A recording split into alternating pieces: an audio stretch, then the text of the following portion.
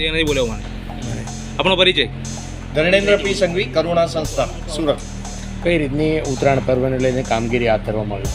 ઉત્તરાયણ એટલે કે આ એક પર્વ તહેવાર બહુ જૂનો ને જાણીતો, અને તહેવાર હંમેશા કંઈક ને કંઈક સારા વ્યવહાર શીખવતા હોય છે, પણ આપણે તહેવારના વ્યવહાર ભૂલી ચૂક્યા છે. ઉત્તરાયણનો તહેવાર એ એના માટે હતો કે એકબીજા હળીએ મળીએ, પવનની દિશા ખબર પડે ખેડૂતો માટે, અને એમાં તલગુલ આપણે આવી બધી અલગ અલગ વસ્તુઓ ખાઈએ, એ એક તહેવાર હતો.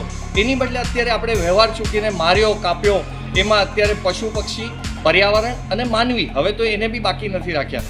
એ બધાની કેટલી જાનો જાય છે. એટલે એ તહેવારને જો સારી રીતે ફરી આપણા સંસ્કૃતિ પ્રમાણે ઉજવીએ તો વધારે આનંદદાયક રહે. અને અત્યારે એમાં હજી વધ્યું છે ફટાકડા. દિવાળી નથી, આ ઉત્તરાયણ છે, તો એમાં ફટાકડા, ડીજે. લગ્ન પ્રસંગ નથી પણ તમે ડીજે વગાડો છો, જેના લીધે કેટલા લોકોને નુકસાન થાય છે. તો આવું ન કરવા એક નમ્ર વિનંતી.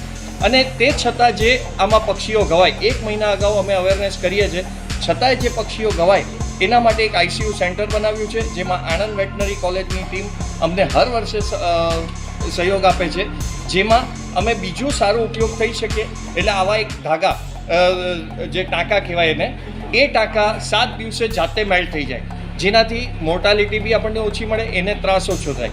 એ જ પ્રમાણે આ એક બેન્ડેજ એવી છે કે જેમાં એના વાળ કે એને ઈજા વધારે ન થાય, એ લગાવ્યા પછી 7 દિવસે 8 દિવસે જ્યારે બી ખોલીએ તો પાછી એને જરા બી વાળને ક્યાંય ડેમેજ ન થાય અને પક્ષીને સારવાર મળે.